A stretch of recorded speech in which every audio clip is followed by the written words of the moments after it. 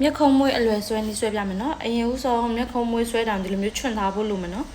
ဆိုရင်ဆွဲမယ်နော်ဒီတောင်လေးတွေ့လားဒီနားတောင်ကနေပဲယူလိုက်မှာဒီလိုအောက်ကိုစိုက်ပြီးမဆွဲဘူးနော်ဒီလိုမျိုးယူမယ်ပြီးရင်ဒီမှာဒီတောင်ကလေးဒီနှစ်ဖူးတောင်ကလေးအဲ့တောင်ကနေပြန်ပြီးတော့အောက်ကိုဆွဲချမယ်ပြီးရင်ဒီအမွေးလေးကိုလိုက်ချစ်ပေးမယ်โอเคအဲ့လိုရင်ဆွဲလိုက်ကြနော်ပြီးပြီဆိုလို့ရှိရင်ဒီအရှိဘက်ကဟာကိုအဲ့လိုအမွေးမြင်လေးပေါ့နော်အမြင်လေးထုတ်မယ်ဆိုတော့အရင်ဦးဆုံးဒီလိုချွန်းလေးနော်ပြီးရင်သူ့ကိုဒီလိုလေးထိန်းထားမယ်ဒီလိုကင်ထားမယ်ဒီလိုပုံစံလေးပေါ့လေးနဲ့ဒီလိုပုံစံလေးကင်ထားမယ်ပြီးပြီဆိုလို့ရှိရင်ဒီလိုလေးအရင်ဆုံးတစ်ကြောင်ပြီးရင်အဲ့လိုလေးပြီးလို့ရှိရင်အဲ့လိုလေးဖြည်းဖြည်းချင်းလက်ရဥတီယာဖြည်းဖြည်းချင်းလိုက်ဆောင်သွားမယ်နော်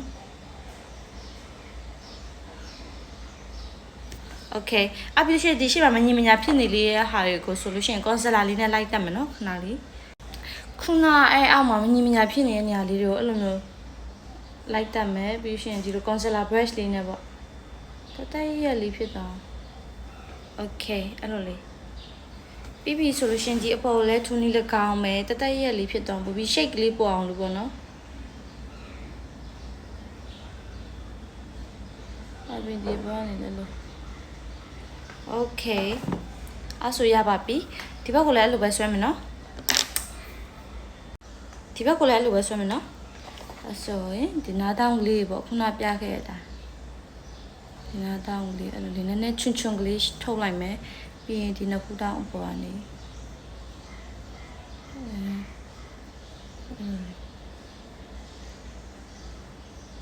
အဲ့လိုနော်ပြီးလို့ရှိရင်အမွေးချစ်မယ်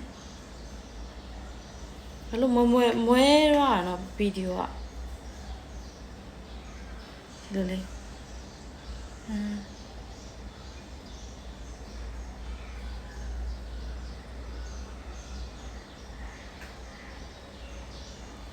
အမွေးချင်မယ်ပြီးသွားပြီဆိုရင်အဲ concealer brush နဲ့